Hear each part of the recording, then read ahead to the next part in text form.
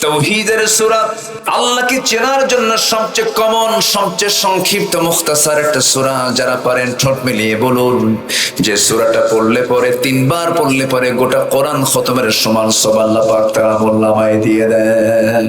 সবাই বলুন কুল হুয়াল্লাহু আহাদুল্লাহুস সামাদ লাম ইয়ালিদ ওয়া লাম ইউলাদ ওয়া লাম ইয়াকুল লাহু কুফুয়ান আহাদ। এই সূরার নাম কি? সূরাতুল ইখলাস। যদি কোনো বান্দা এই সূরাটা নিয়মিত পড়তে পারে, 3 বার করে পড়বে, গোটা কোরআন খতমের সওয়াব হয়ে যাবে। এত বরকত, এত দাম, এত সম্মান এই সূরার কেন দেওয়া হলো? কারণ এই সূরার টোটাল অংশ জুড়ে কার পরিচয়? এই দুনিয়াতে কারো প্রশংসা করলে সে মানুষটা বেজার হয় না খুশি হয়? খুশি হয়। মানুষ মানুষের প্রশংসা করলে পরে যেমন খুশি হয়ে যায়, আমার আল্লাহ তাআলার প্রশংসা যদি কোনো বান্দা করে, আমার আল্লাহ ব্যাপক খুশি হয়ে যান। যখন বান্দা নামাজে দাঁড়ায় যখন বলে আলহামদুলিল্লাহি রাব্বিল আলামিন, আল্লাহর সঙ্গে সঙ্গে দেরি না করে সঙ্গে সঙ্গে জবাব দিয়ে দেন হামিদানি আবদি। আর রহমানির রহিম যখন বলে, আল্লাহ বলেন আসনা আলাইয়া আবদি। যখন বান্দা বলে মালিকি ইয়াউমিদ্দিন, আল্লাহ বলেন মাজ্জাদানি আবদি। ইয়াকা না'বুদু ওয়া ইয়াকা নাস্তাঈন পর্যন্ত যখন বান্দা বলে, আল্লাহ বলেন হাদা বাইনি ওয়া বাইনা আবদি। ইহদিনাস সিরাতাল মুস্তাকিম থেকে শুরু করে নিয়ে ওয়ালাদ-দালিন পর্যন্ত যখন বান্দা বলে, আল্লাহ বলেন বান্দারে নামাজের মধ্যে তুই এতক্ষণ ধরে যা যা চাইলি সমস্ত চাওয়া আমি আল্লাহ রাব্বুল আলামিন কবুল করে নিলাম। আবার বান্দা যখন রুকুতে চলে যায়, আল্লাহ তখন অস্থির হয়ে যান। বান্দা যখন সিজদায় পড়ে কাঁদে, আল্লাহ তখন সমস্ত ফেরেশতাকে ডাক দেন। ফেরেশতাকে ডাক দিয়ে বলল, ফেরেশতারা দেখ এই বান্দাটা আমার সঙ্গে কত সুন্দর করে নামাজের মধ্যে কথা বললো, রুকু দিল, শুধু রুকু নয় সিজদাও দিল। এই বান্দার তামাম জিন্দেগীর গুনাহ মাফ করে ওই বান্দার জন্য জান্নাতের বাজেট আমি আল্লাহ পাস করে দিলাম। নামাজ মানে নাজাত। নামাজ মানে কি? নাজাত। কিন্তু দুঃখজনক আমার দেশের নামাজি বেশি না বেনামাজি বেশি। আবু জেহেলরা রিমান্ডে নিয়ে শেষ পর্যন্ত কি করলো? ইয়াসার রাদিয়াল্লাহু আনহুর একটা পা একটা ঘোড়ার পায়ের সঙ্গে বেঁধে দিল, আরেকটা পা আরেকটা ঘোড়ার পার সঙ্গে বেঁধে দিয়া দুই দিকে 2টা ঘোড়া চালায় দিল। মুরগি রানের মতো 2 টুকরা করে ইয়াসারকে দুনিয়া থেকে বিদায় করে দেওয়া হলো। তার শাহাদাতের রক্ত গড়া শেষ হতে না হতেই তার স্ত্রী সুমাইয়াকে ধরা হলো। সুমাইয়াকে ধরে নিয়া মারতে মারতে রক্তাক্ত করে ফেলে দিয়া আবু জেহেলরা করলো কি, হাতের মধ্যে তারা শক্ত একটা লোহার রড হাতের মধ্যে নিল। প্রাকৃতিক সৌন্দর্যের অপরূপ লীলাভূমি খুলনা অঞ্চলের সুন্দরবন লাগোয়া অঞ্চল, সীমান্তবর্তী জেলা সাতক্ষীরার সদর উপজেলার আগরদার ইউনিয়নের অন্তর্গত কাশিমপুর মাঝের পাড়া হিফজুল কোরআন হাফিজে মাদ্রাসা এবং জামে মসজিদ মাহফিল ইন্তেজামিয়া কমিটি কর্তৃক আয়োজিত বৈশাখের শেষ তারিখ 30শে বৈশাখে অনুষ্ঠিত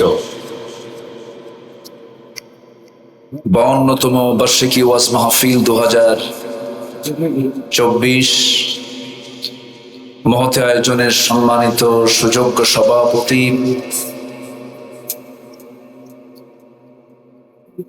আগরদার ইউনিয়ন পরিষদের সম্মানিত সুযোগ্য চেয়ারম্যান জনাব এস.এম. কবির হোসাইন মিলন সাহেব, আজকের মাহফিলের প্রধান অতিথি প্রাজ্ঞ রাজনীতিবিদ জেলা পরিষদের সম্মানিত চেয়ারম্যান জনাব আলহাজ নজরুল ইসলাম, কথা বলেছেন আমার অত্যন্ত কাছের, আমার প্রিয় ভাই জনাব মাওলানা ফরহাদ খন্দকার, উপস্থিত হাজারাত উলামায়ে কেরাম, ফদলা ইসলাম, সুশীল সমাজ, জাতির শ্রেষ্ঠ সন্তান, শিক্ষক মন্ডলী, জাতির বিবেক, সাংবাদিক বৃন্দ, প্রশাসনের দায়িত্ব নিয়োজিত কর্মকর্তা বৃন্দ, গোয়েন্দা সংস্থার সদস্যবৃন্দ, সামনে উপস্থিত দূরে কাছের বিভিন্ন স্থান থেকে ছুটে আসা কালিমার ঝান্ডাবাহী, তাওহীদের পতাকাবাহী, দ্বীন ইসলামের নর শারদুল বীর মুজাহিদ, প্রাণ প্রিয় সম্মানিত দ্বীনী ভাইরা, আড়ালে বসে আছেন শ্রদ্ধেয়া সম্মানিতা মা বোনগণ। আলোচনার সূচনায় আনুষ্ঠানিকতার মধ্য দিয়ে আমার পক্ষ থেকে আবারও দিল খোলা সালাম, আসসালামু আলাইকুম ওয়া রাহমাতুল্লাহি ওয়া বারাকাতুহু। সালামের জবাব শুনে মনে হচ্ছে আপনারা একটু ক্লান্ত হয়ে আছেন মনে হয়। আসসালামু আলাইকুম ওয়া রাহমাতুল্লাহ। সবাই কেমন আছেন? আমাকেও প্রশ্ন করে ফেলেছেন। আল্লাহ তাআলা আমাকে তো আপনার কাতারেই রেখেছেন। বলছি আলহামদুলিল্লাহ। ভালো থাকার মতো শ্রেষ্ঠ নিয়ামতকে সাথে নিয়ে সারাদিনের সকল কাজকর্মের ইতি টেনে ক্লান্ত শ্রান্ত দেহটাকে স্বস্তি দেওয়ার জন্য আমরা যখন ধীরে ধীরে বিছানার দিকে চলে যাব, ঠিক সেই মুহূর্তে আমরা বসে আছি কোরআনের টানে, জান্নাতের বাগানে। যিনি আমাকে আপনাকে এমন সুন্দর আয়োজনে আসার বসার তৌফিক দিলেন, শুকরিয়া আদায় করছি, মুহাব্বাতান বলে উঠছি আলহামদুলিল্লাহ। সবাই বলছি আল্লাহুম্মা আইন্নি আলা যিকরিকা ওয়া শুকরিকা ওয়া হুসনি ইবাদাতিকা। সবাই বলি আল্লাহুম্মা ইন্নী আসআলুকা আল হুদা ওয়াত তুকা ওয়াল আফাফা ওয়াল গিনা।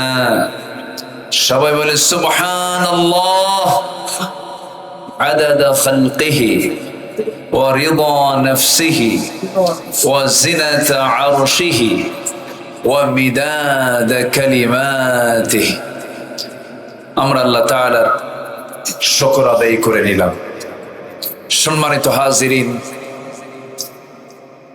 উঠতে একটু দেরি হলো, শেষ হতে যদি দেরি হয় আমাকে রেখে কি আপনারা চলে যাবেন? আমাকে সময় দেওয়া যাবে তো? সময় দিতে রাজি আছি তো ইনশাআল্লাহ? এত আবেগ ভালো না, আমি যতক্ষণ আছি ততক্ষণ থাকলেই হবে। যে আল্লাহ তাআলা সবাইকে শেষ অবধি, শেষ তক আল্লাহ তাআলা সবাইকে থাকার তৌফিক দান করুন। জোরে বলি আল্লাহুম্মা আমিন। আমি এদেশের 64 জেলার প্রত্যেকটা থানাতেও আমি গিয়েছি, মাহফিল করেছে আল্লাহর মেহেরবানি। দীর্ঘ এই 25-26 বছরের এই তাফসীর অঙ্গনে আমার এই পদচারণায় আমার কাছে মনে হয় সাতক্ষীরার মাটি এবং মেজাজ যেন মনে হয় মক্কা মদিনার সঙ্গে কিছুটা মিল আছে। বলি আলহামদুলিল্লাহ।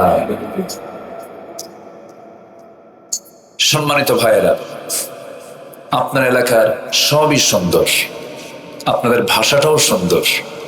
ভাত খেয়ে যাবেন বলে বলো কয় না, সাথে বলো লাগে না একটা, ভাত খেয়ে যাবেন বলো না। এই যে আপনাদের ভাষার ভিতরে যে একটা গহনা, একটা সৌন্দর্য, এটা আল্লাহ তাআলার একটা পক্ষ থেকে নিয়ামত। বলি আলহামদুলিল্লাহ। বাংলার সহি উচ্চারণের দিক থেকে আপনারা অবশ্যই অনেক জেলার চেয়ে এগিয়ে আছেন, তবে আপনার চেয়ে এগিয়ে আছে নোয়াখালী। নোয়াখালী আগে আছে না, তাদের ভাষা তাদের কাছে সুন্দর, মার ভাষা তো সবই সুন্দর, কিন্তু বাংলার যে শব্দগত উচ্চারণ যেটা শহীদিক, এটা গ্রেটার যশোর, সাতক্ষীরা, কুষ্টিয়া, চুয়াডাঙ্গা, এরপরে মেহেরপুর, মোটামুটি একটা সৌন্দর্য আছে। বলি আলহামদুলিল্লাহ। সম্মানিত ভাই, একটু ক্যামেরা একটু ডিস্টার্ব হচ্ছে, থামেন, একটু ক্যামেরা ডিস্টার্ব হয়। এখন আপনি আলোচনা শুনছেন হাজার হাজার, হয়তোবা লাখ শুনলেন, লক্ষ মানুষের কাছে সরাসরি হয়তোবা মাইকে সাপ্লাই দেওয়া হলো, কিন্তু এই ক্যামেরা, এই যে রেকর্ডার গুলো আসছে, এর আগামীকালকের মধ্যেই আমার এই আলোচনা পৌঁছে দেবে কোটি কোটি মানুষের কাছে। সবই তো ঠিক, আবার ধমক মারেন কেন? ধমক দিলে তো হবে। এখন ক্যামেরা যারা এখানে চালু করেছেন, ক্যামেরার তো অন অফও করতে হবে, ও তো একটা মেশিন। তো একটু ধৈর্যের পরিচয় আমরা দেই। চোখ দুইটা, একটা বাহিরের চোখ আর একটা কি অন্তরের চোখ। কোন চোখটা বেশি দামি বলেন তো? বলেন। অন্তরের চোখটা বেশি দামি। আমরা কোরআনটা শুনবো, কোরআনটা দেখবো, আমরা কোরআনটা পড়বো, আমরা মাথা দিয়া না দিল দিয়া? কোরআনটা বুঝবো আমরা চোখ দিয়া না দিল দিয়া? দিল দিয়া। আমরা দিল দিয়ে কোরআনটা শোনার বোঝার চেষ্টা করি। জোরে বলি ইনশাআল্লাহ। একটু বসুন, আমি সেখান থেকেই কথা বলবো, আমার এটা অভ্যাস। আমি চেষ্টা করি একটা আয়াতকে সামনে রেখে কিছু কথা বলার। আমি যেখান থেকে তেলাওয়াত দিয়ে শুরু করেছি, ঠিক সেখান থেকে আমি শুরু করব এবং সেখানেই আমি শেষ করব। যেখান থেকে আমি তেলাওয়াত দিয়ে শুরু করেছি, সেই আয়াতকে সামনে রেখেই আমি শেষ করার চেষ্টা করব। ওয়ামা তাওফীকি ইল্লা বিল্লাহ। সূরাটার নাম হলো সূরাতুল বাকারা। সূরাতুল বাকারা। বাকারা মানে হলো গাভী। বাকারা মানে কি? গাভী। আল্লাহ তাআলা আন তাযবাহু বাকারা, এই আয়াত থেকে একটা শব্দ নিয়ে এই সূরার নামকরণ করেছেন সূরাতুল বাকারা। 2.5 পারা জুড়ে। কয় পারা? কোরআন কয় পারা? 30 পারা। 2.5 পারা কোন সূরা বলেন? প্রায় 2.5 পারা সূরা বাকারা। 2.5 পারা, চিন্তা করুন, একটা সূরা। আবার এই সূরার মধ্যে এমন কিছু কিছু আয়াত আছে যেটা শ্রেষ্ঠ আয়াত।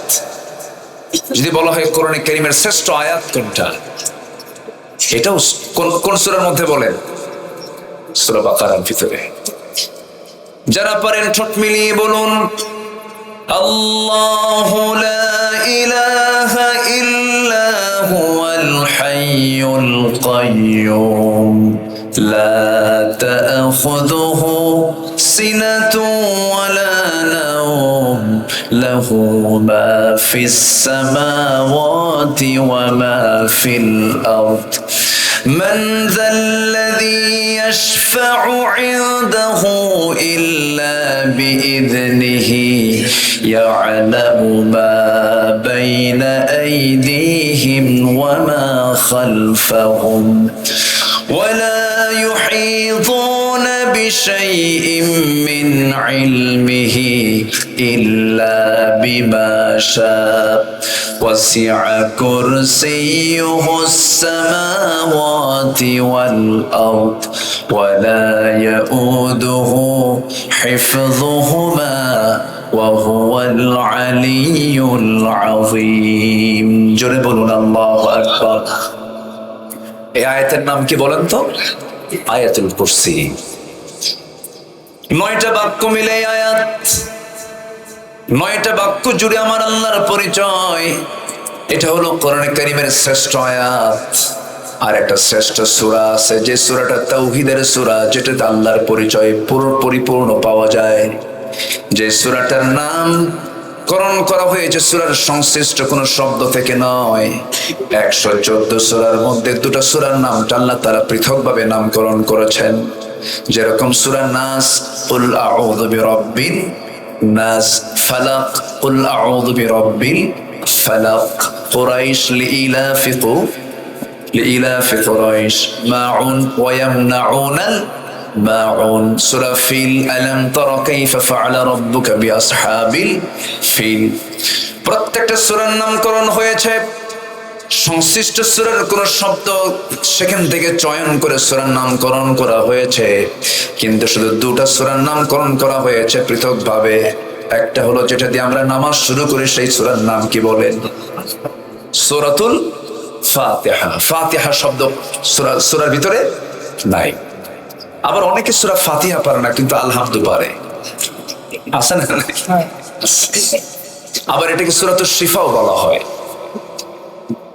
আরেকটা সূরা হলো যে সূরাটা শ্রেষ্ঠ সূরা, তাওহীদের সূরা, আল্লাহকে চেনার জন্য সবচেয়ে কমন, সবচেয়ে সংক্ষিপ্ত মুখতাসার একটা সূরা। যারা পারেন ঠোঁট মিলিয়ে বলুন যে সূরাটা পড়লে পরে, 3 বার পড়লে পরে গোটা কোরআন খতমের সমান সওয়াব আল্লাহ পাক তাআলা আমলনামায় দিয়ে দেন। সবাই বলুন, কুল হুয়াল্লাহু আহাদুল্লাহুস সামাদ, লাম ইয়ালিদ ওয়া লাম ইউলাদ ওয়া লাম ইয়াকুল লাহু কুফুয়ান আহাদ। এই সূরার নাম কি? সূরাতুল ইখলাস। যদি কোনো বান্দা এই সূরাটা নিয়মিত পড়তে পারে, 3 বার করে পড়বে, গোটা কোরআন খতমের সওয়াব হয়ে যাবে। এত বরকত, এত দাম, এত সম্মান এই সূরার কেন দেওয়া হলো? কারণ এই সূরার টোটাল অংশ জুড়ে কার পরিচয়? আসতে বলেন না, কার পরিচয়? এই দুনিয়াতে কারো প্রশংসা করলে সে মানুষটা বেজার হয় না খুশি হয়? খুশি হয়। মানুষ মানুষের প্রশংসা করলে পরে যেমন খুশি হয়ে যায়, আমার আল্লাহ তাআলার প্রশংসা যদি কোনো বান্দা করে, আমার আল্লাহ ব্যাপক খুশি হয়ে যান। যখন বান্দা নামাজে দাঁড়ায় যখন বলে আলহামদুলিল্লাহি রাব্বিল আলামিন, আল্লাহর সঙ্গে সঙ্গে দেরি না করে সঙ্গে সঙ্গে জবাব দিয়ে দেন হামিদানি আবদি। আর রহমানির রহিম যখন বলে, আল্লাহ বলেন আসনা আলাইয়া আবদি। যখন বান্দা বলে মালিক ইয়াউমিদ্দিন, আল্লাহ বলেন মাজ্জাদানি আবদি। ইয়াকা না'বুদু ওয়া ইয়াকা নাস্তাঈন পর্যন্ত যখন বান্দা বলে, আল্লাহ বলেন হাদা বাইনি ওয়া বাইনা আবদি। ইহদিনাস সিরাতাল মুস্তাকিম থেকে শুরু করে নিয়ে ওয়ালাদ দালিন পর্যন্ত যখন বান্দা বলে, আল্লাহ বলেন বান্দারে নামাজের মধ্যে তুই এতক্ষণ ধরে যা যা চাইলি এই সমস্ত চাওয়া আমি আল্লাহ রাব্বুল আলামিন কবুল করে নিলাম। আবার বান্দা যখন রুকুতে চলে যায়, আল্লাহ তখন অস্থির হয়ে যান। বান্দা যখন সিজদায় পড়ে কাঁদে, আল্লাহ তখন সমস্ত ফেরেশতাকে ডাক দেন। ফেরেশতাকে ডাক দেন, ও ফেরেশতারা দেখ এই বান্দাটা আমার সঙ্গে কত সুন্দর করে নামাজের মধ্যে কথা বললো, রুকু দিল, শুধু রুকু নয় সিজদাও দিল। এই বান্দার তামাম জিন্দেগীর গুনাহ মাফ করে ওই বান্দার জন্য জান্নাতের বাজেট আমি আল্লাহ পাস করে দিলাম। নামাজ মানে নাজাত, নামাজ মানে কি? নাজাত। কিন্তু দুঃখজনক, আমার দেশে নামাজি বেশি না বেনামাজি বেশি? আসতে বলো, নামাজি বেশি না বেনামাজি বেশি? কেন? ইসলামী সমাজের বৈশিষ্ট্য তেমন হওয়ার কথা ছিল না। অবশ্যই তাহলে সমাজ গঠনে সমস্যা আছে না নাই? সমাজ বিনির্মাণে, সমাজটাকে সাজানোর জন্য যে নেতৃত্ব দরকার, সেই নেতৃত্বের মধ্যে ফাটল, প্রবলেম, অপূর্ণতা, অযোগ্যতা, ব্যর্থতা, অসম্পূর্ণতা আছে না নাই? যদি নামাজি নেতৃত্ব থাকতো, আজকে সমাজের অধিকাংশ লোক নামাজি হতো, ঠিক কিনা? সংসদে বলে যে কিছু কিছু মাদ্রাসায় সেই 4:30টার দিকে উঠে ছাত্রদেরকে পড়ানো হয়। 4:30টার দিকে উঠে তারা কি পড়ে তারা নিজেরাও জানে না, শিক্ষকও জানে না। মানে কোরআনটা মুখস্থ করে, এটা তাদের খুব গায়ের জ্বালার কারণ। চিন্তা করুন, যাদের কাছে কোরআন শেখা বিরক্তকর মনে হয়, কোরআন তেলাওয়াত যাদের কাছে বিরক্ত মনে হয়, যাদের কাছে কোরআনের চর্চা বিরক্ত মনে হয়, আমি তো মনে করি তাদের সিনার মধ্যে লুকানো আছে, রক্তের মধ্যে লুকানো আছে আবু জেহেল, হামান, ফেরাউনদের রক্ত।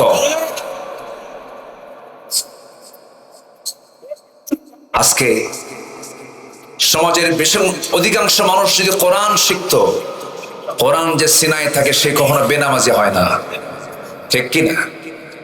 শিক্ষার হার বেড়েছে না কমেছে? বলেন, আজকে সমাজ আগের তুলনায় শিক্ষার হার কমেছে না বেড়েছে? বেড়েছে। কিন্তু কোরআন শেখার যে হারটা সেটা কি বেড়েছে? বাড়েনি। কয়জন কোরআন পড়তে পারে বলেন? যে মাহফিল আমরা আসছে কোরআনের মাহফিল, যদি আমি বলি এখানে যারা আসছেন সহি করে কোরআনটা পড়তে পারেন কয়জন? সবার হাত কি উঠবে? আসতে বলেন, সবার হাত কি উঠবে? কিন্তু এটা কি উচিত ছিল বলেন? কোরআন শেখা, কোরআনটাকে সুন্দর করে তেলাওয়াত করা সবার জন্য সুন্নত ওয়াজিব না ফরজ? সুন্নত ওয়াজিব না ফরজ? ফরজ। অথচ সেই ফরজের জ্ঞান আমাদের এখন অর্জন করা হলো না জাতীয়ভাবে। সম্মানিত ভাইয়েরা, যার ছাড়া নামাজও হয় না, যার ছাড়া কি হয় না? নামাজও হয়। অনেক কথা আছে, আস্তে আস্তে করে বলবো। আমাকে সময় দিচ্ছেন তো নাকি? কারো কোনো আপত্তি নেই তো? জোরে বলি ইনশাআল্লাহ। আমি কোরআন থেকে কথা বলবো, কার গায়ে লাগলো আর কার গায়ে না লাগলো এটা আমি দেখলি কি আমি কোরআন থেকে কথা বলতে পারবো? আসতে বলেন, পারবো? সুদ খাওয়া কি? আসতে বলে, সুদ খাওয়া কি? আজকে সমাজে সুদ কম না সুদ বেশি বলেন? তাহলে সুদের বিরুদ্ধে কথা বললে সুদখোর কি খুশি হবে? আসতে সুদখোর কি খুশি হবে? যে জেনা করে, যে মদ খায়, যদি মদের বিরুদ্ধে কথা বলেন সে মদখোর কি খুশি হবে? এই দুনিয়াতে বৈধ ব্যবসা বেশি না অবৈধ ব্যবসা বেশি? ক্যাসিনো, মদ, জুয়া, তারপরে পতিতাবৃত্তি, তারপরে গেমস, ফ্রি ফায়ার, পাবজি, যাই হোক, এই গোটা এই অবৈধ কারবার গোটা পৃথিবীতে বাৎসরিক এর বিজনেস হলো 2685 বিলিয়ন ডলার। যেরকম নাউজুবিল্লাহ, 2685 বিলিয়ন ডলার শুধু এই পতিতাবৃত্তি, তারপরে মদ, জুয়া, ক্যাসিনো, গেমস, সাথে অবৈধ এই যে অস্ত্রের যে মহড়া গোটা পৃথিবীতে চলছে। তো যারা এগুলোর সঙ্গে জড়িত আছে তারা কি কখনো চাবে জমিনে কোরআনের কোনো বিধান চালু হোক? আসতে মানে চালু হোক, চাবে তারা? চাবে? চাবে না। আমার বন্ধুগণ, ভূমিকায় আমি কিছু কথা টেনে নিলাম, মূল আলোচনার দিকে আমি চলে যাচ্ছি, মূল আয়াতের দিকে আস্তে আস্তে চলে যাচ্ছি। সূরাটার নাম যেন কি বলেছিলাম বলেন? সূরাতুল বাকারা। শেষ দিকের আমি 3টা আয়াতে কারিমা তেলাওয়াত করেছি। আল্লাহ রাব্বুল আলামিন তেলাওয়াতকৃত আয়াতের প্রথম আয়াতে 277 নম্বর আয়াতে মহান রাব্বুল আলামিন 4টা কাজের কথা বললেন। আল্লাহ বলছেন, 4টা কাজ যদি তুমি আমার কাছে করে আসতে পারো, আমি তোমার জন্য 2টা রোগ তোমার জন্য চিরতরে তোমার জীবন থেকে মাইনাস করে দেব। 2টা রোগ থেকে তুমি বেঁচে যাবে। একটা রোগের নাম হলো ভয়, আর একটা রোগের নাম হলো চিন্তা। আজকে এই 2টা রোগ বুঝে আমাদের সমাজে নাই। আসতে বলবেন, না আছে না নাই? ভয়, এটা কি রোগ না? আসতে বলবেন, ভয় কি রোগ নয়? রোগ। চিন্তা, অনেকের ঘুম হয় না, কি হয়? চিন্তা হয়। আছে কিনা? আছে কিনা বলেন? 2-3টা ওষুধ একসঙ্গে মারে তাও ঘুম হয় না। আল্লাহ বলছেন 4টা কাজ করবা, কোনো ওষুধ খাওয়া লাগবে না, কোনো ভয়ও থাকবে না, কোনো চিন্তাও থাকবে না, আমি আল্লাহ দূর করে দেব সবকিছু। যেরকম সুবহানাল্লাহ। সম্মানিত ভাইয়েরা, সে ভয়টা কিসের? যেরকম শ্যামনগর, ওই বনাঞ্চলগুলো, সুন্দরবনের ভিতরে একটা প্রাণী আছে, যে প্রাণীটা যদি তার সামনে কোনো মানুষ পড়ে যায় আড়ালে, রয়্যাল বেঙ্গল টাইগার ওকে ছাড়বে? ওর কাজ কি? হিংস্রতা। সে মাংসাশী প্রাণী, কাউকে পাইলে সে সবল দেবে, তাকে ধরে ফেলবে। আমরা এই জন্য বাঘকে দেখে ভয় পাই, সিংহকে দেখে ভয় পাই, সাপের কি বলে এটাকে, সবল। আচ্ছা, সাপ যদি আপনাকে অ্যাটাক করে আমরা ভয় পাই কেন? এর যে যন্ত্রণা, এর যে দংশন, এর বিষাক্ত সবল আমার জীবনকে নাশ করে দিতে পারে। কিন্তু এই জায়গায় আল্লাহ রাব্বুল আলামিন এই ভয়ের কথা বলেন নাই, এই চিন্তার কথা বলেন নাই। আল্লাহ রাব্বুল আলামিন বলছেন তোর ভয়কে আমি আল্লাহ দূর করে দেব, তোর চিন্তাকে দূর করে দেব। এই যে সমাজে আমরা জাগতিক জীবনে যে ভয়ের মধ্যে অবস্থান করছি, আজকে আমরা বাঘের জন্য, বাঘের যে ভয় আমরা পাই, বাঘকে দেখে ভয় পাই, সিংহকে দেখে ভয় পাই, এরপরে বিষাক্ত সাপ দেখে ভয় পাই, যতটুকু না ভয় পাই এই সমস্ত প্রাণীগুলোকে দেখে, তার চাইতে আজকে মানুষ বেশি ভয় পায় হলো কিছু হিংস্র মানুষের ভয়ের কারণে। ঠিক কিনা? মানুষ কিন্তু ওই সমস্ত হিংস্র প্রাণীর চেয়ে আরো কি হিংস্র হয়ে গেছে। আজকে মানুষ সিংহকে দেখে বেশি ভয় পায় না মানুষ মানুষকে দেখে বেশি ভয় পায়? মানুষ মানুষকে দেখে বেশি ভয় পায়। কারণ কিছু মানুষ আছে সমাজের ভিতরে যারা হিংস্র, হায়না, জন্তুর চেয়ে ভয়ঙ্কর। আছে না? নয়? আচ্ছা, সে জানে না যে একটা মানুষকে মেরে ফেলার অপরাধটা কি। সামান্য কিছু টাকা হাতে তুলে দিলে ভাড়াটিয়া খুন করে ফেলে। আজকে মানুষ মানুষকে খুন করছে, আজকে মানুষ মানুষকে হাসতে হাসতে মেরে ফেলছে। গোটা দুনিয়াতেই আজ এই চিত্র আমরা অবলোকন করছি। তাহলে মানুষ আজকে হিংস্র সেই বাঘ, সিংহকে দেখে বেশি ভয় পায় না মানুষ আজকে মানুষকে দেখে ভয় পায়? মানুষকে দেখে ভয় পায়। তাহলে এই ত্রাস, এই ভয় মানুষের মধ্যে যে আজকে বিরাজ করছে, আল্লাহ বলছেন চারটা কাজ যদি সমাজে চালু হয়ে যায়, এগুলো সমস্ত ভয়ে, সমস্ত ত্রাস সমাজ থেকে দূর করে দিবেন। তিনি আমার কে? আসতে বলবেন না, তিনি আমার কে? লাফাতাহনা আলাইহিম বারাকাতিম মিনাস সামাই ওয়াল আরদ। আমার বন্ধুগণ, সেই চারটা কাজগুলো কি কি? একটা একটা করে একটু সময় লাগবে, মনোযোগ দিয়ে আমরা সবাই শুনবো। এই যে আমরা ওয়াজ মাহফিল আসছি, ওয়াজ শোনা আগে না ধৈর্য আগে? বলেন বলেন বলেন বলেন বলেন। ধৈর্য আগে। কেউ দয়া করে উঠবেন না। আপনাকে দেখে, আপনি যদি উঠে যান, আপনাকে দেখে আরেকজন উঠবে। আমার এই কথাগুলো বলা লাগতো না, বেশি রাতে তো টাইম সিলেকশনটা হয়নি। ওয়াজ শোনার মূল সময় কিন্তু এটা নয়। ওয়াজের মূল সময় হচ্ছে 9টা থেকে সর্বোচ্চ 11টা। এর মধ্যে মাহফিল শেষ হলে ভালো হয়। যেহেতু উঠতে একটু দেরি হয়েছে, সঙ্গত কারণেই একটু আমাকে সময় দিবেন। আমি খুব অল্প সময়ে এই আয়াতের হকটা আমি আদায় করার চেষ্টা করছি। জোরে বলি ইনশাআল্লাহ। কয়টা কাজ বলেন তো? 4টা কাজ। একটু কান লাগাবেন, মনোযোগ দিয়ে শুনবেন। অথবা আপনি যদি নাও বুঝেন, আপনি চুপ করে বসে থাকবেন, অন্যজন আপনার কারণে সে বুঝে একটা পরিবেশ পাবে, আপনার জন্য আপনিও সওয়াব পাবেন। একটু বসেন। আল্লাহ রাব্বুল আলামিন সেই 4টা কাজের কথা বলেছেন।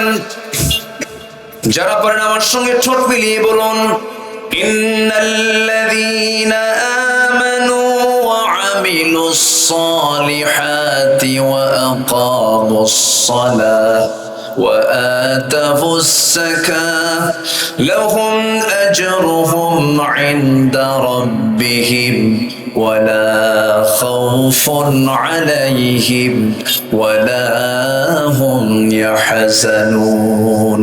জোরে বলুন আল্লাহু আকবার। আল্লাহ রাব্বুল আলামিন বলেন, ইন্না, নিশ্চয়, আল্লাযীনা, যারা, নিঃসন্দেহে যারা, আমানু, 1 নাম্বার হলো যারা ঈমান আনবে। 1 নাম্বার কাজ হলো ঈমান আনা। এখানে বেঈমান কেউ আছে নাকি? আসতে কয়, এখানে বেঈমান কেউ আছে? কেউ কি বলে যে ভাই আমি বেঈমান? কেউ বলো ইমান না থাকুক কিন্তু কি কয় আমার ইমান আছে। এক বেঈমানও আরেকজন বেঈমান কয়, আছে না নাই বলেন? আছে। নিঃসন্দেহে যারা ইমান আনবি, এখানে যারা বসে আছেন অবশ্যই সবার মনে মনে একটা আশা যে আমি ইমানদার, কিন্তু আমি ইমানদার কিনা এটাকে যাচাই করার জন্য কোন কিতাব দরকার বলেন? আসতে বলবেন না, কোন কিতাব দরকার? কোরআনটা দরকার। আসেন আমার ইমান আছে কি নাই এইটা কোরআন থেকে জেনে নেই। যদি আমরা কোথাও ধোঁয়া উঠতে দেখি আমরা বুঝবো ধোঁয়ার নিচে কি আছে বলেন? আগুন আছে। ধোঁয়া প্রমাণ করে দেয় এর নিচে কি আছে? আগুন আছে। দিনের বেলা সূর্য দেখলাম, সূর্য যখন উদয় হলো তখন বুঝতে পারছি সারাটা দিন আমরা আলোকিত থাকবো। যখন সন্ধ্যা হয়ে যায় তখন বুঝবো এই যে রাত চলে আসলো। কোন একটা ঘরের মধ্যে ঢুকবো, আমি ঘরের মধ্যে ঢুকে যদি আমি এখানে গোবর, এখানে গোবর, এখানে গোবরও যদি দেখতে পাই এটা কি বলবো আমার মানুষের ঘর না গরুর ঘর? গরুর ঘর। ঠিক তেমনি আমি যে ইমানদার, আমি জানলার পছন্দের ইমানদার, এটাকে প্রমাণ করার জন্য আমার মধ্যে কোন কোন সিমটম গুলো থাকা দরকার, সেই সিমটম গুলো যদি থাকে আমি ইমানদার। নচেত আমার নামে ইমান কিন্তু কামে কোনো ইমান নাই। একটু আসেন আমরা মনোযোগ দিয়ে শুনি, একটু কান লাগাই। বাবার নাম আব্দুল করিম, আমার নাম আব্দুল রহিম, দাদার নাম শহীদুল ইসলাম, বাবার নাম শরীফুল ইসলাম, আমার নাম রফিকুল ইসলাম। তিনি ইসলাম তো আছে, আমি তো মুসলমান, আমি তো জান্নাতে যাবই না। বংশগত পরিচয় দিয়া নামের শুধু বড়াই করে মুসলিম পরিবারে জন্ম নিয়ে জান্নাত কখনো লাভ করা যাবে না। এমনকি আমার দেশে কিছু কিছু লোকের নামই আছে ইমান আলী। কি নাম বলেন? ইমান আলী, কিন্তু নামাজ নাই। আছে না নাই? নাম হলো রমজান আলী, দুপুর বেলা ভাত খায় রমজান মাস। নাম কি? রমজান আলী। নাম হলো হিম্মত আলী, সাইকেলের চাকা বাসলি শীত হয়ে পড়ে। নাম কি রাখছে? হিম্মত আলী। নাম হলো খোকা মিয়া, বয়স 84 বছর। বয়স কত? নাম হলো বাদশা মিয়া, ভিক্ষা করে। নাম কি রাখছে? বাদশা মিয়া। নাম হলো আতর আলী, গোটা গায়ে গাজার গন্ধ। নাম কি? আতর। নাম দিয়ে তো কাজ হবে না, বংশ দিয়েও কাজ হবে না। নাম দিয়ে আমি জান্নাত পাবো না, বংশ দিয়ে আমি জান্নাত পাবো না। জান্নাত পেতে হলে নাম বংশ দরকার না, ইমান দরকার। বলেন ইমান দরকার, ইমানের গুণগুলো দরকার। যদি বংশ দিয়ে জান্নাত পাওয়া যেত, আমার নবীর বংশ আর আবুল আহাবের বংশ দুই না এক? এক বংশ। বংশ দিয়ে যদি জান্নাত পাওয়া যেত, আবুল আহাব জান্নাত পেয়ে যেত। বংশ দিয়ে যদি জান্নাত পাওয়া যেত, আবু তালেবও জান্নাত পেয়ে যেত। আমার নবীজির জন্য, আবু তালেবের জন্য আমার মাঝে মাঝে একটু আফসোস হয়, আবু তালেব কি না করেছেন। আমার নবীজির বাবার ইন্তেকাল হলো, মার ইন্তেকাল হলো, আবার 8 বছর বয়সে দাদা আব্দুল মুত্তালিবের ইন্তেকাল হলো। ওই 8 বছর থেকে শুরু করে নিয়া আমার নবীজির নবুয়তের জিন্দেগি পর্যন্ত এই আবু তালেব নবীর পাশে থেকে যে ভূমিকা পালন করেছেন, নবীকে যে মোহাব্বত প্রদর্শন করেছেন, যে পরিমাণ ত্যাগ স্বীকার করেছেন, জেল পর্যন্ত খেটেছেন সেই আবু তালেবে। এত কষ্ট করার পর আবু তালেব জান্নাতি না জাহান্নামী? কি নাই? আসতে বলে, জোরে একটু জোরে বলেন ভাই, কি নাই? ইমান না। আমার বন্ধুগণ, বাবার পরিচয় দিয়েও জান্নাত পাওয়া যাবে না। নবীর বাপ হয়েও লাভ নাই, আবার নবীর সন্তান হয়েও লাভ নাই, নবীর ছেলে হয়েও লাভ নাই। নবীর বাবা ছিল আজর জাহান্নামী, ইব্রাহিম আলাইহিস সালামের মতো বাপ, তার মতো বাপ জাহান্নামী। আবার নূহ আলাইহিস সালাম বড় একজন পয়গম্বর ছিলেন। ইন্নী দাউতু কওমি লাইলা ওয়া নাহারা, দিনে রাতে তিনি কালিমার দাওয়াত দিয়েছেন। কিন্তু 900 বছর দাওয়াত দেওয়ার পরও তার বউ এবং তার সন্তানও কালিমা পড়ে নাই। কেনানটা জাহান্নামী, তার সন্তান জাহান্নামী, তার বউটা জাহান্নামী। কারণ কি নাই? আসতে বলবেন না, কি নাই? ঈমান নাই। তাহলে বোঝা গেল বাবার পরিচয় দিয়ে জান্নাত পাওয়া যাবে না, বংশের পরিচয় দিয়ে জান্নাত পাওয়া যাবে না, চেহারা দিয়ে জান্নাত পাওয়া যাবে না, নেতার পরিচয় দিয়ে জান্নাত পাওয়া যাবে না, অর্থবিত্ত দিয়ে জান্নাত পাওয়া যাবে না। জান্নাত পাওয়ার জন্য এক নম্বর শর্ত হলো ঈমান, ঈমান, ঈমান। ঠিক কিনা? ঈমান। পীরের ছেলে বলে আপনি জান্নাত পাবেন না। অনেকদিন আগে এক মাহফিলে আমি পার্টিসিপেট করলাম, অংশগ্রহণ করলাম। সেখানে আরেকজন মেহমান, একটু বয়স্ক মানুষ। তো আমি ওনাকে দেখে সালাম দিলাম, উনিও অতিথি। সালাম দিলাম। অনেকে আছে সালাম দিলে উত্তর খুঁজে পাওয়া যায় না, আছে না? কিছু কিছু আছেন, আছে সালাম দিবেন আসসালামু আলাইকুম, আওয়াজ নাই। এটা মানুষের কিছু বদ স্বভাব। এটা সালাম, এটা হচ্ছে সবচেয়ে শ্রেষ্ঠ দোয়া। সালামের যে জবাব সঠিকভাবে দেয় না, এটা সেই ইসলামের এটা বড় একটা হুকুম থেকে সে নিজেকে বঞ্চিত রাখে। তো সালাম দিলাম, উত্তর তেমন নাই। তো আমি তাকে আবার কাছে টান দিয়ে বললাম, মুরব্বী আপনার পরিচয়? উনি খেপে গেলেন আমার উপরে। খেপে গিয়ে বলতেছে, আমি অমুক পীর জাদা। কি জাদা বলেন তো? পীর জাদা। খুব জোর গলায় বললেন। তা আমি শুনলাম, আমি আর কিছু বললাম না। তা আমাকে আবার উল্টা প্রশ্ন করেন, আপনার পরিচয়? বললাম, আমি তো নবীজাদা। কি জাদা? নবীজাদা। আমি পীরকে মহব্বত করি, আবার ভুল বুঝবেন না। আমি পীরকে মহব্বত করি যদি সঠিক পীর হয়, যদি শাহজালাল ইয়ামিনের মতো হয়, শাহ পরানের মতো হয়, আপনাদের বুকে আছেন খান জাহানের মতো হয়, মাইনুদ্দিন চিশতি রহমতুল্লাহের মতো হয়, রাজা পৃথ্বীরাজের বিরুদ্ধে যারা মোকাবেলা করেছেন, এরকম হক যদি হয় কোনো আপত্তি নাই। কিন্তু গাঁজা খাওয়া দরবার, পিটাই সোজা করা দরকার। ঠিক কিনা? আছে না নাই? গাঁজা খায়, গাঁজা নাকি বেহেশতের গাছ। কত যে ভণ্ডামি আমার দেশে আছে। আল্লাহ তুমি এই সমস্ত ভণ্ডামি থেকে জাতিকে হেফাজত করো। জোরে বলি আল্লাহুম্মা আমিন। ভাইরে, একটু মনোযোগ দিয়ে কথাগুলো শোনো, খুব গুরুত্বপূর্ণ কথা। ওয়াজ তো আমার না, ওয়াজ মূলত কার? ওয়াজ কি আমার? ওয়াজ কি কোনো মোল্লা? ওয়াজ মূলত কার? আল্লাহ।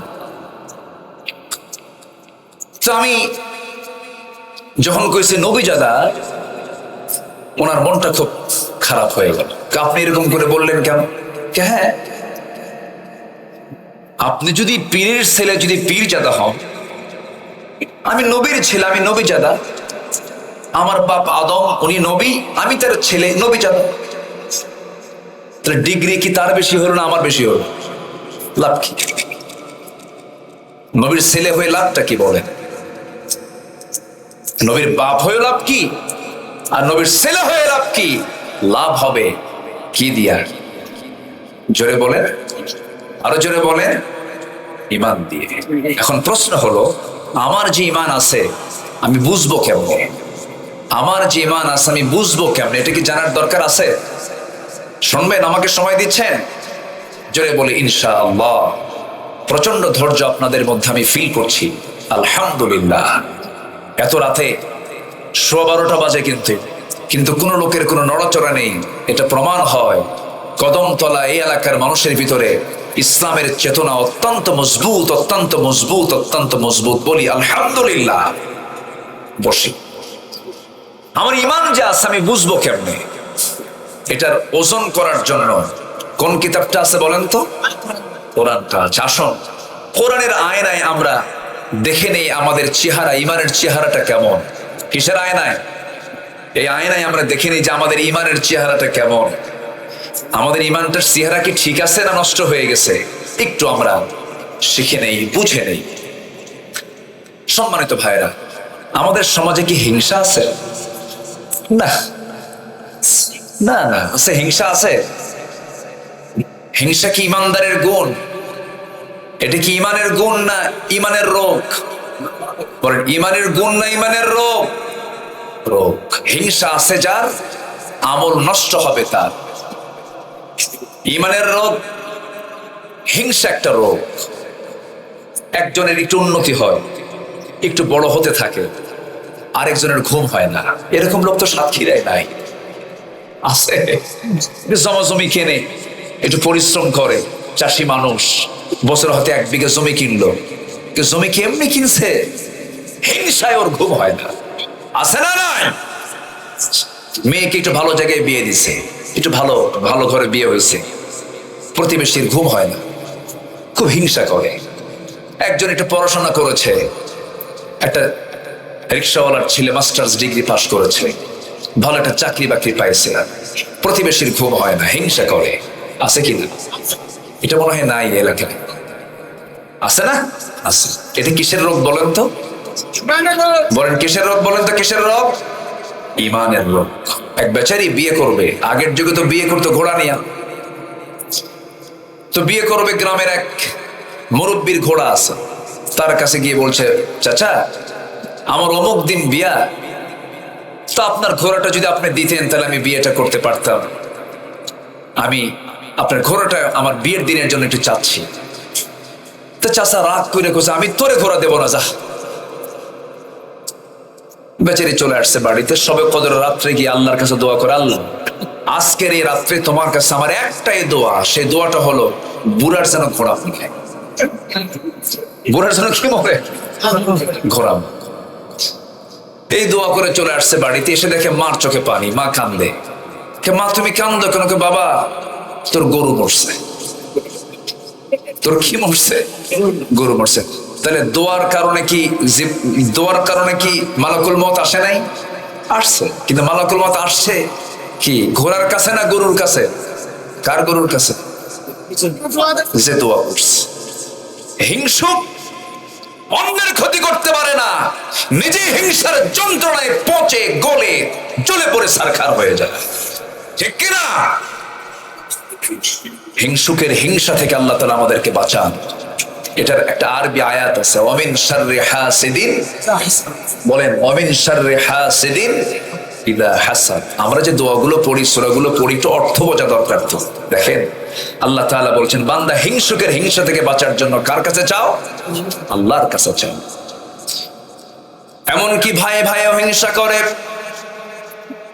নেতা নেতা হিংসা করে, দলীয় পদ মারামারি, কুত্তা গ্রুপ, শিয়াল গ্রুপ, আসতে কোন কেন? আসে না নয়? এই যে হিংসাগুলো, হিংসা যে সমাজে বিরাজ করবে, সেই সমাজ ঈমান কখনো মজবুত হবে না। হিংসা থেকে আমরা বাঁচার চেষ্টা করব, নফসকে আমরা পরিশুদ্ধ রাখার চেষ্টা করব, নফসকে সমস্ত হারাম কাজ থেকে নিজেকে দূরে রাখার চেষ্টা করব। আল্লাহ রাব্বুল আলামিন বলছেন, ইমানদারের কিছু গুণ আছে, যে ইমানদারের মধ্যে 7টা গুণ থাকবে, যে ব্যক্তির মধ্যে 7টা গুণ থাকবে, আল্লাহ বলছেন আমি ওই ইমানদারকে নিজ হাতে জান্নাতুল ফেরদাউসের চাবি তার হাতে তুলে দেব। কয়টা গুণ বলেন তো? 7টা গুণ। শুনবেন? আগ্রহ আছে তো? অনেকে মাহফিলে এসে বলে, হুজুর আপনি তো গরম হন না, একটু গরম গরম কথা বলবেন, একটু স্লোগান মারবো, এরকম আছে না? একটু গরম গরম কথা বলবেন, একটু স্লোগান হবে মাঝে মাঝে, হ্যাঁ, এরকম অনেকে বলেন। ভাইরে, রাসূল দাওয়াত দিয়েছেন মক্কায় কত বছর বলেন তো? 13 বছর। মার খেয়েছেন না মার দিয়েছেন? আস্তে কর। মার খাইছেন না মার দিছেন? মার খাইছেন। আমার নবীজি মক্কায় যতদিন ছিলেন, কাবার ভিতরে একটা না 360টা মূর্তি ছিল। 360টা মূর্তি ছিল। আমার নবীজি একদিন মনে মনে ভাবলেন যে আমি একটু এর মধ্যে ঢুকবো, কিন্তু চাবিটা হলো আবু জেহেলের নিয়ন্ত্রণে। কার নিয়ন্ত্রণে? আবু জেহেল, শত্রু। তো কাবার চাবি যে ব্যক্তিটার হাতে, তার নাম হলো ওসমান বিন তালহা। এখনো এই ওসমান বিন তালহা পরিবারের কাছেই কাবার চাবিটা আছে। অনেক লম্বা কথা, যদি সময় দেন শোনাবো। এটা লাইন আমি শুরু করে আবার এই আয়াতের দিকে আসতেছে আস্তে আস্তে। তো আমার নবী আস্তে করে ওসমান বিন তালহার কাছে গিয়ে বলেন, ওসমান বিন তালহা, আমার খুব শখ, তুমি যদি আমাকে চাবিটা দিতে এটা ভিতরে ঢুকতাম।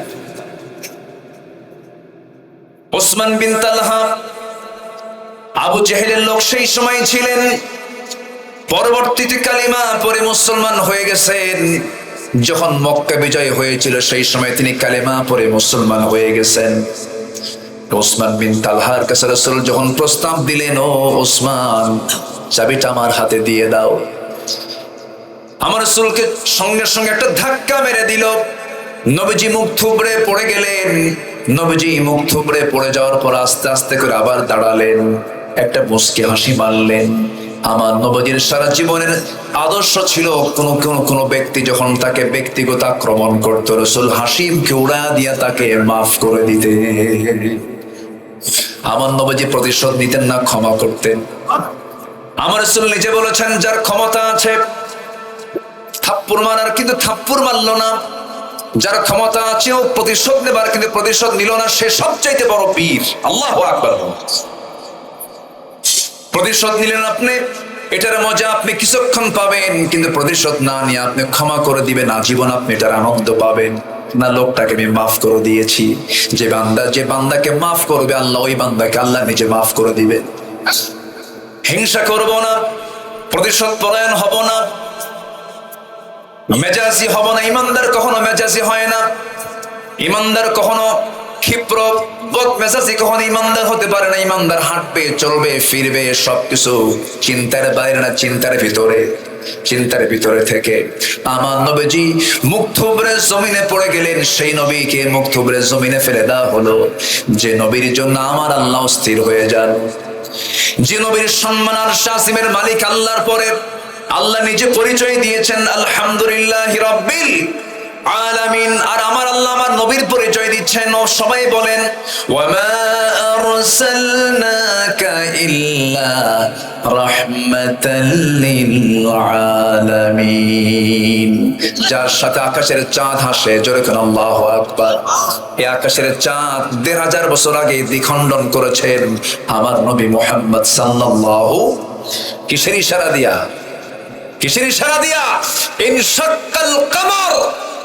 আমার নবীজি বুখারীর বর্ণনা, রাসূল শুধু ইঙ্গিত করেছেন, চাঁদ দুভাগ হয়ে গেছে। আল্লাহু আকবার। মুজিজা। আবার যখন তিনি জন্ম নেন, আবু তালেবের বর্ণনা সিরাত গ্রন্থে আমি পেয়েছি।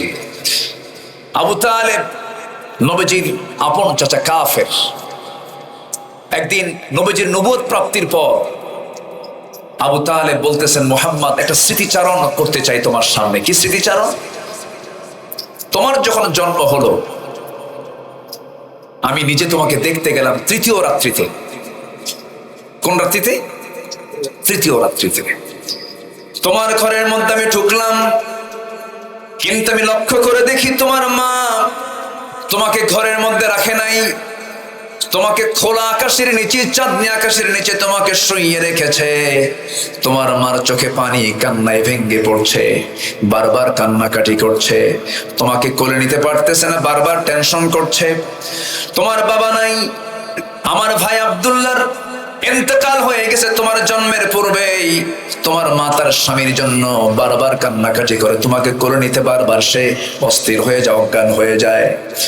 আমি লক্ষ্য করে দেখলাম তুমি একা, তোমার পাশে তোমার মা নাই। সেই সময় আমি লক্ষ্য করে দেখি তুমি চাঁদনি আকাশের রাত্রিতে, চাঁদনি আকাশের নিচে তুমি শুয়ে আছো। তুমি তোমার দু চোখ দিয়ে সুন্দর করে আকাশের চাঁদ দেখতেছো। তোমার ডান হাতটা যখন বাম দিকে আসে, তোমার সঙ্গে সঙ্গে চাঁদটাও বাম দিকে আসে। যখন তোমার হাতটা যখন ডান দিকে যায়, চাঁদটাও ডান দিকে চলে যায়। যখন তুমি তোমার হাত দুইটা দিয়ে নিচের দিকে টেনে আনো, আকাশের চাঁদটাও নিচের দিকে চলে আসে। আমি কি সেই রাতে এই দৃশ্যটা আমি ভুল দেখেছি না সঠিক দেখেছি? মুহাম্মদ বলো তো। সঙ্গে সঙ্গে রাসূল বললেন, চাচা, আল্লাহর কসম করে বলি, সত্যি দেখেছেন। কারণ আমার মা তার স্বামী হারিয়েছেন, স্বামী না থাকার যন্ত্রণা সহ্য করতে পারছিলেন না। সন্তান আমি জন্ম নিয়েছি, সন্তানটা স্বামীর কোলে তুলে দিবেন, সেই স্বামীটা নাই। আমাকে দেখলি তার স্বামীর কথা মনে হয়ে যায়। মা আমাকে টাইম দেন না, এই জন্য আল্লাহ রাব্বুল আলামিন আকাশের চাঁদ এই জন্য আমাকে কিছু রাতের জন্য আমার জন্য খেলনা বানায় দিয়েছিলেন। জোরে কোন সুবহানাল্লাহ। যে নবীর জন্য আকাশের চাঁদ আল্লাহ তাআলা খেলনা বানায় দেন, সেই নবীজিকে ওসমান বিন তালহা ধাক্কা মেরে ফেলে দেয়। নবীজি আস্তে করে দাঁড়িয়ে মুস্কি মুস্কি হাসি মেরে ওসমান বিন তালহাকে বলছেন, ওসমান, তোমার দাপটে, তোমার ক্ষমতা বলে তুমি আজকে আমাকে ধাক্কা মেরে ফেলে দিলা। তুমি কি জানো যে চাবি আজকে তোমার হাতে শোভা পাচ্ছে, ওই চাবি আল্লাহ তাআলা একদিন আমার হাতে তুলে দিবেন। একটু আস্তে করেন সুবহানাল্লাহ। কেমন করে হাতে পেলেন? অনেক লম্বা প্রেক্ষাপট। শুনতে রাজি? আজ থেকে সবাই কি শুনতে রাজি আছেন? ওসমান বিন তালহা মনে মনে চিন্তা করতেছে, মুহাম্মদ বিন আব্দুল্লাহ যা বলে তাই তো হয়ে যায়, কারণ সে সত্যবাদী, আমরা জানি সে কখনো মিথ্যা কথা বলে না। তাহলে তো এই কথা যদি সত্যি হয়ে যায় তাহলে তো বিপদে পড়ে যাব। আস্তে করে কানে কানে বলে, মুহাম্মদ শোনো, তোমাকে কাবার চাবি আমি তোমার হাতে তুলে দেব, কিন্তু শর্ত হলো এই কথা যেন আবু জেহেলের কান পর্যন্ত না যায়, আবু জেহেল যেন না জানতে পারে। দেখছেন, নেতার ভয় আছে আবার। আমার নবীজি বললেন, ঠিক আছে, কেউ জানবে না, আমাকে কাবার চাবিটা দিয়ে দাও। কাবার চাবি যখন রাসূল হাতের মধ্যে নিলেন, দরজার সামনে গেলেন। আমার নবী ওই কাবা ঘরের বাসিন্দা তিনি ছিলেন। যারা হজে গেছেন, আমি নিজের চোখে আল্লাহ তাআলা আমাকে দেখার তৌফিক দিয়েছেন, কাবা ঘরের ঠিক পূর্ব পাশের বাসিন্দা হচ্ছেন মুহাম্মদ সাল্লাল্লাহু আলাইহি ওয়াসাল্লাম। আমার নবীজির ঘর হলো কাবা শরীফের ঠিক পূর্ব ধারে। তার কিবলাও পশ্চিম, আমাদের কিবলাও পশ্চিম। পৃথিবীর সব মানুষের কিবলা কি পশ্চিম? কারো উত্তর, কারো দক্ষিণ, কারো পূর্ব। আর আমাদের কিবলা কি? পশ্চিম। আমার রাসূলের কিবলাও কি? পশ্চিম। মিল আছে না নাই? আছে। এবং আমার নবীজির বাহ্যিক সূরতের সাথে আমাদের সূরতের অনেকের মিল আছে। নবীজির চুল কিন্তু কালো ছিল, সাদা ছিল না। সাদা চুল ওয়ালা লোক পৃথিবীতে আছে না নাই? আছে না নাই? আছে। আমার নবীর চুলও ছিল কালো, আমার দেশের মানুষের চুলও কালো। আমার নবীজির চোখের ভিতরের যে মণিটা, এই মণি ছিল কালো। এই দেশের অধিকাংশ মানুষের চোখের মণি কি? কালো। আমার নবীজির গড়ন ছিল না লম্বা না খাটো, কিন্তু হাজারো মানুষের মাঝে যখন তিনি দাঁড়াতেন, সবার মাথার উপর আমার নবীর মাথা দেখা যেত। আচ্ছা, আমার নবীজি না লম্বা ছিলেন না খাটো ছিলেন। এই দেশের মানুষ লম্বা বেশি না খাটো বেশি? একরকম, একটা মিডিয়াম সাইজের। তাহলে আমার নবীজির চোখের সঙ্গে মিল আছে, আমার নবীজির চুলের সঙ্গে মিল আছে, আমার নবীজির গড়নের সঙ্গে মিল আছে, আমার নবীজির কিবলার সঙ্গে মিল আছে। আমার নবীজি না ফর্সা ছিলেন না কালো ছিলেন, বাদামি কালার ছিলেন, হলদেটে লালচে লালচে চেহারা ছিল, বাদামি কালার ছিল। এই দেশের মানুষ না ফর্সা না কালো। আমার নবীর সুরতটা এমনই ছিল, চামড়া এমন ছিল। চেহারা মিল আছে, চোখ মিল আছে, কিবলা মিল আছে, চরিত্র আস্তে এই জায়গায় ধরা না, এই জায়গায় ধরা খাইছি। তাহলে সুরত দরকার না সিরাত দরকার? সুরত দরকার মানে চেহারা দরকার না চরিত্র দরকার? সুরত নয়, সিরাত দরকার। আমার নবীজির সিরাত আমরা নেব। বেলালের সুরত ছিল না সিরাত ছিল? বেলাল চেহারা ছিল না গুণ ছিল? গুণ ছিল। চেহারা দিয়ে কি করবেন? আবুল আহাবের চেহারা ভালো ছিল। অনেক লম্বা কথা, শুধু আমাকে মনে করে দিবেন, হুজুর কাবার চাবি রাসূল হাতে কেমনে পেলেন এটা বলবেন, মনে করে দিবেন আমাকে যদি ভুলে যাই। আমার বন্ধুগণ, আমার নবীজি কাবার চাবি হাতের মধ্যে নিলেন, এবার কাবার দরজার সামনে দাঁড়ালেন, তালাটা খুললেন। তালা খুলে যখন ভিতরে ঢুকলেন, ভিতরে ঢোকার সঙ্গে সঙ্গে দেখতে পেলেন একটা মূর্তি না কয়টা মূর্তি? বলেন কয়টা? 360টা মূর্তি। নবীজির ভিতরে তো সাইয়েদনা ইব্রাহিমের রক্ত লুকানো আছে। উनको तहजीब ने हर बंद से आजाद किया, लाके काबे से सनम खाने में आबाद किया। নব্য যুগের সভ্যতা মোহে কেটে ফেললে সব বাঁধন, মসজিদ ছেড়ে মন্দিরে গিয়া বাসা বেঁধেছ হায় এখন। মসজিদ ভাল লাগে না, মন্দির ভালো লাগে, নামাজ ভালো লাগে না, গাজার আসর ভালো লাগে, আছে না নাই? ওই নেতার পথ ছাড়ো, যে নেতা তোমাকে নামাজের কথা বলে না, ওই নেতৃত্ব ছাড়ো। যে নেতা তোমাকে মসজিদে না নিয়ে মন্দিরে নিয়ে যায়, যে নেতা তোমাকে তাওহীদের কথা না বলে শিরকের কথা বলে, জাহান্নামের কথা বলে, নামাজের কথা বলে না, মদের বোতল তোমার হাতে তুলে দেয়, নারী তুলে দেয়, ওই সমস্ত নেতৃত্বের মুখে আমরা জুতা মারি, থুতু মারি। রাজি আছেন কারা কারা? হাত উঁচু করে দেখান মুসলমান।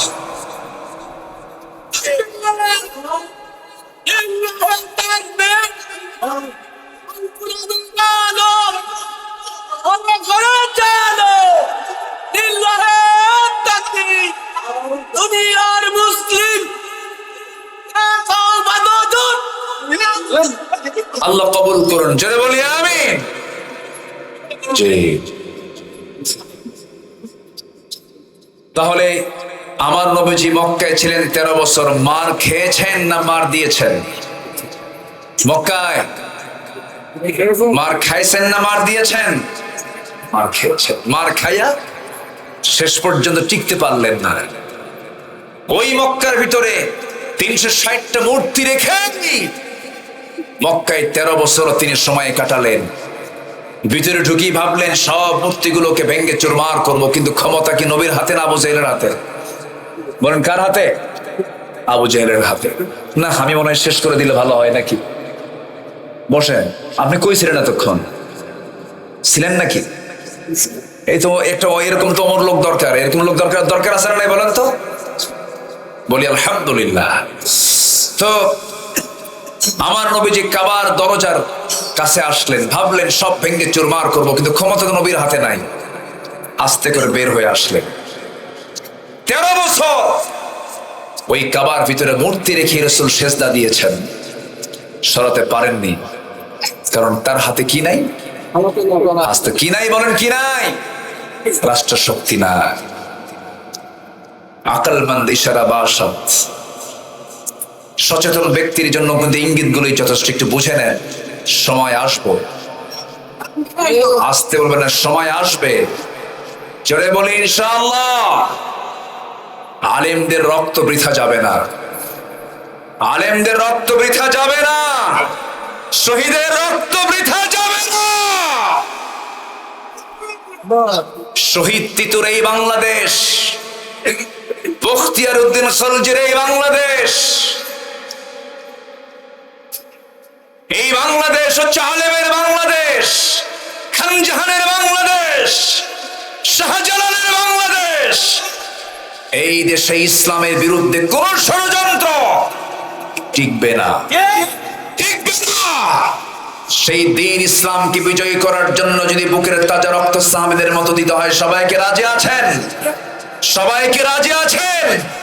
দিনের জন্য যদি জীবন দিতে হয়, দিনের জন্যই দেব। বুকের তাজা প্রাণ ঢেলে দিতে রাজি আছেন কারা কারা? হাত উঁচু করে দেখান মুসলমান।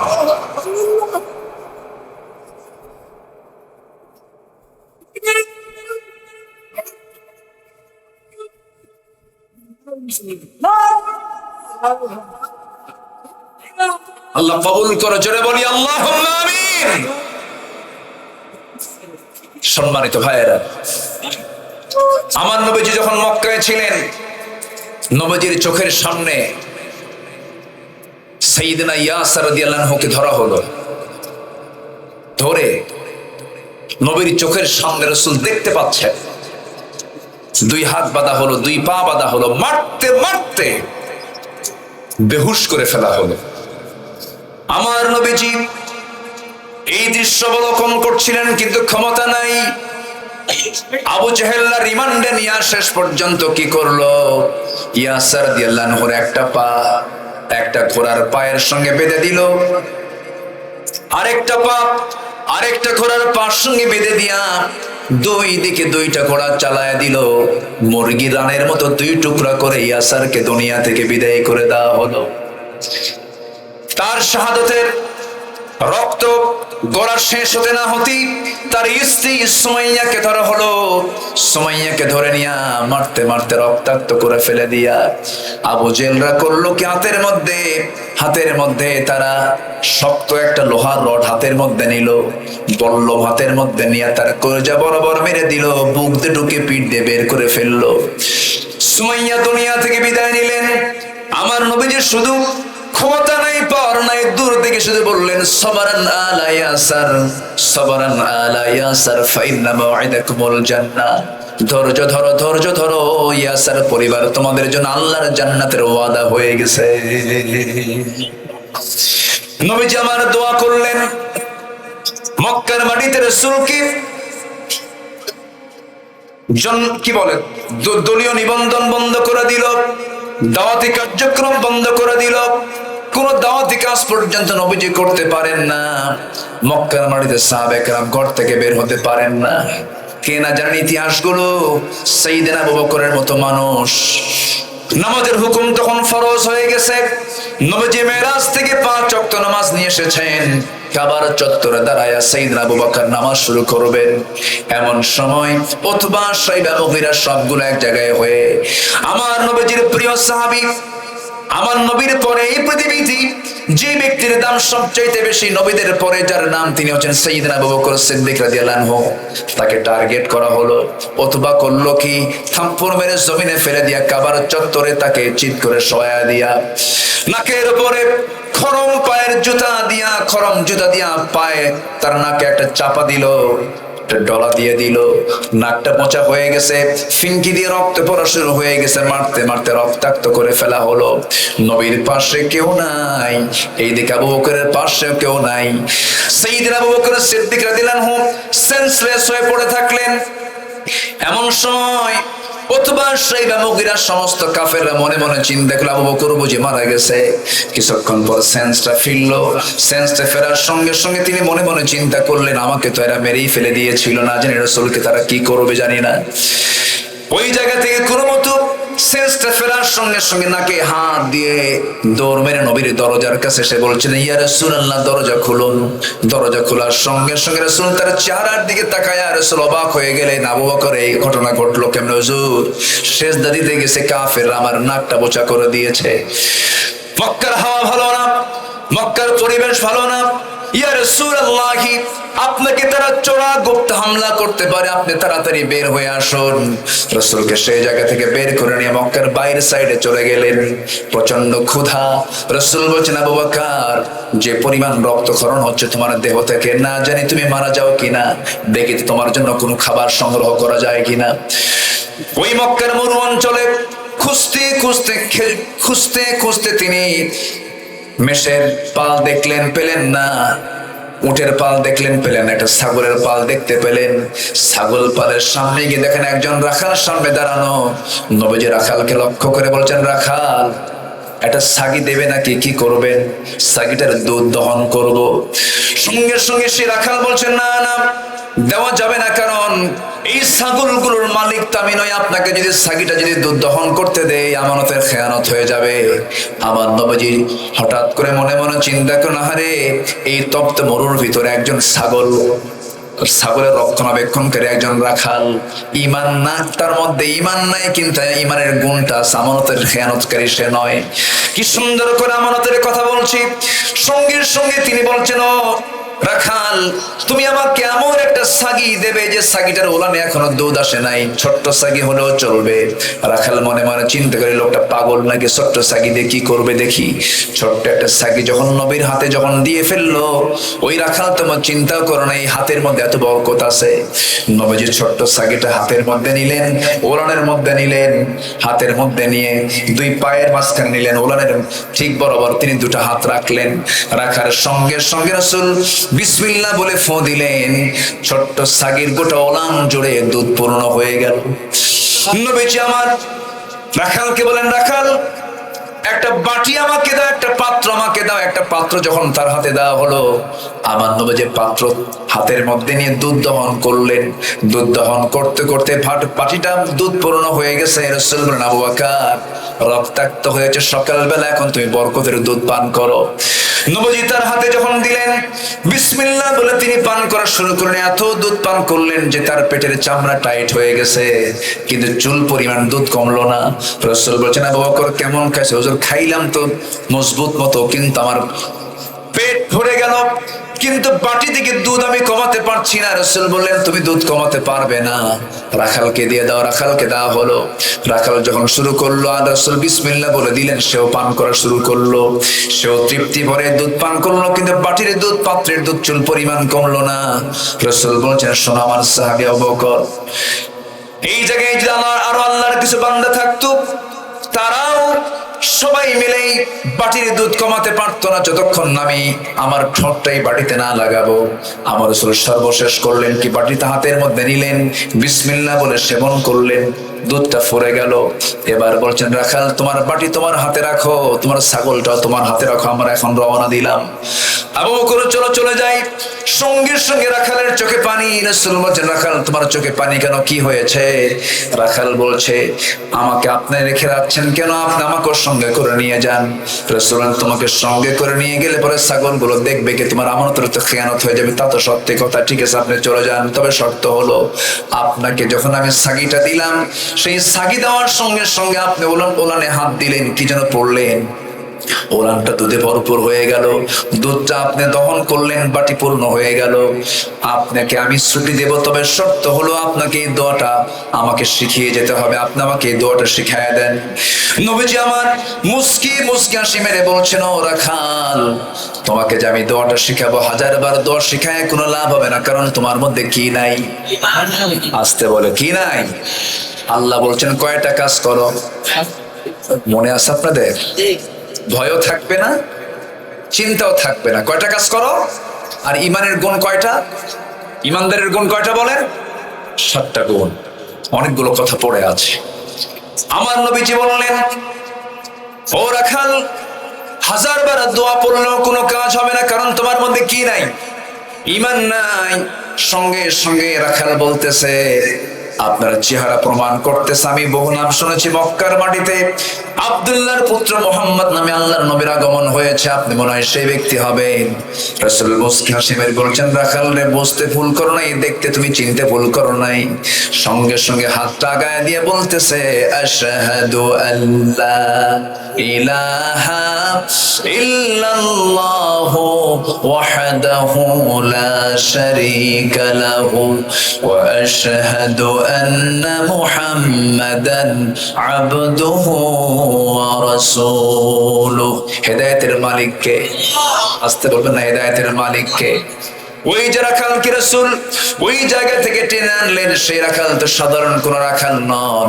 সেই রাখালের হাতে দুনিয়া থেকে বিদায় নিয়েছে এই উম্মতের জন্য ফেরাউন আবু জেহেল, দুনিয়া থেকে তার হাতে বিদায় হয়েছে। আল্লাহু আকবার। সেই রাখালটার নাম হলো আব্দুল্লাহ ইবনে মাসউদ রাদিয়াল্লাহু তাআলা আনহু। আব্দুল্লাহ ইবনে মাসউদ রাদিয়াল্লাহু তাআলা আনহু, তার হাতেই আবু জেহেলের মতো এই উম্মতের যে ফেরাউন, আমার রাসূল বলেছেন এই উম্মতের ফেরাউনকে আবু জেহেল, এই লোকটা, এই নরাধমটা এই রাখালের হাতে দুনিয়া থেকে বিদায় হয়। সম্মানিত ভাইরা, কথাই তো কথা বাড়ে, তো ওই লোকটার মূল্য বেড়ে গেছে, দাম বেড়ে গেছে, কিসের কারণে বলেন তো? আজ তো বলেন কিসের কারণে? আমাদের 1 নম্বর গুণ অর্জন করতে হবে, কি বলেন তো? ঈমান। কিন্তু আমি যে ঈমানদার, ইমানদারকে চেনার জন্য 7টা গুণ তার মধ্যে থাকতে হবে। ইমানদারের সার্টিফিকেট নেবার জন্য তার মধ্যে অবশ্যই 7টা গুণাবলী থাকতে হবে। সেই 7টা গুণাবলী আল্লাহ রাব্বুল আলামিন সূরা মুমিনুনের শুরুতে বলছেন, যারা পারেন ঠোঁট মিলিয়ে বলেন, قد أفلح المؤمنون الذين هم في صلاتهم خاشعون والذين هم عن اللغو معرضون والذين هم للزكاة فاعلون والذين هم لفروجهم حافظون। এরপর আল্লাহ রাব্বুল আলামিন বলছেন, والذين هم لأماناتهم وعهدهم راعون والذين هم على صلواتهم يحافظون أولئك هم الوارثون الذين يرثون الفردوس هم فيها خالدون। জোরে বলুন আল্লাহু আকবার। আল্লাহ রাব্বুল আলামিন বলেন, ইমানদাররা 7টা গুণ অর্জন করো। নাম্বার 1 হলো ইমানদার নামাজি হবে না বেনামাজি হবে বলেন? নামাজি হবে। সে নামাজটা সে খুশুর সঙ্গে আদায় করবে, অনর্থক কথা জিহ্বা থেকে বের করবে না। নাম্বার 3 যাকাত ঠিক মতো আদায় করবে। নাম্বার 4 সে তার লজ্জাস্থানকে হেফাজত করবে। যুবকরা, নিজের চরিত্র ঠিক রাখার জন্য অবশ্যই নিজেকে কন্ট্রোল করার দরকার আছে না নাই? আসতে বলবেন না, আছে না নাই? বিবাহ পূর্ব কোনো প্রেম করা যাবে? আস্তে আস্তে কর। বিবাহ পূর্ব কোনো প্রেম করা যাবে? আচ্ছা, বিয়ের আগে কি প্রেম হয় না জেনা হয়? বিয়ের পরে কি হয়? প্রেম হয়। কিন্তু আজকে বিয়ের আগে, আজকে সমাজে বিয়ের আগে কি হয়? প্রেম হয়ে যায়। বিয়ের আগেই যদি প্রেম করো, বিয়ের পরে তার প্রেম থাকবে না, খালি কিলিয়ার ঘুষাঘুষি হবে। ঠিক কিনা? এগুলো করবা না। বিয়ের প্রয়োজন হবে, তোমার যৌবন আছে, পিছনের দরজা দিয়ে না দিয়ে সামনের দরজা দিয়ে আসবে। মেয়ের বাবাকে প্রস্তাব দিয়ে ফেলবা, তোমার আব্বা দিয়া, নিজে না, প্রস্তাব দিয়ে ফেলবা, বিয়ে করে ফেলবা। জেনার কাছে যাবা না, নোংরামি করবা না, কুকুর সিগাল শুকুরের চরিত্র নিয়ে আসবা। ঠিক না? আমি মানুষ, আমার মানুষের চরিত্র যেন আমার মধ্যে থাকে, এই দিকটা তোমার খেয়াল করতে হবে। তোমাকে ঈমান নষ্ট করার জন্য তোমার সামনে উলঙ্গ হয়ে নারীরা সামনে দাঁড়াবে আখিরের জামানায়। সেই দৃশ্যকে আমরা দেখছি না আজকে? সেই দৃশ্য দেখছি কিনা? আজকে চরিত্রহীনা লম্পট বদমাইশগুলো হয়ে যায় সমাজের সেলিব্রিটি। ঠিক কিনা? আর ওই সমস্ত অশ্লীল বেহায়াপনা চরিত্রহীনা এই সমস্ত মেয়েদেরকে কলেজের মাঠে, স্কুল মাঠে নিয়ে এসে নাচায়। আর যে নেতারা হাতের তালি মারে, ওই সমস্ত নেতৃত্বের মুখে জুতা মারা দরকার। ঠিক কিনা? জুতা মারা দরকার। বুঝে নেন কথাগুলো। এরকম বদমাইশ আছে না নাই? এমন অসভ্য বাপ আছে, নিজের মেয়েকে মঞ্চে তুলে দিয়ে মেয়েকে বলে তুই না, তুমি নাচো। মেয়ে নাচে, বাবা হাতের তালি দেয়, থাপড়ে 32টা তো এই বাপের ভাঙ্গা দরকার। সচেতন হতে হবে। আজকে নোংরা মানুষগুলো সমাজের নেতৃত্বের আসনে বসে গেছে। মসজিদ কমিটি পর্যন্ত দখল করেছে সুদখোররা।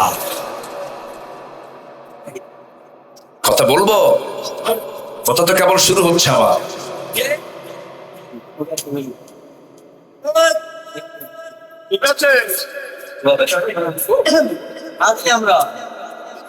শোনেন, আজকে যদি আমরা সচেতন হতাম, অন্তত মসজিদ কমিটি কোন মদখোর শরাবখোর দখল নিতে পারত না। সচেতন হওয়ার দরকার আছে না নাই? আজকে আপনার সামনে দাঁড়াবেন না, আপনাকে পাড়ায় মারবে। দাঁড়াতে হবে কম। ফানজির রাব্বাকা ফাকাব্বির।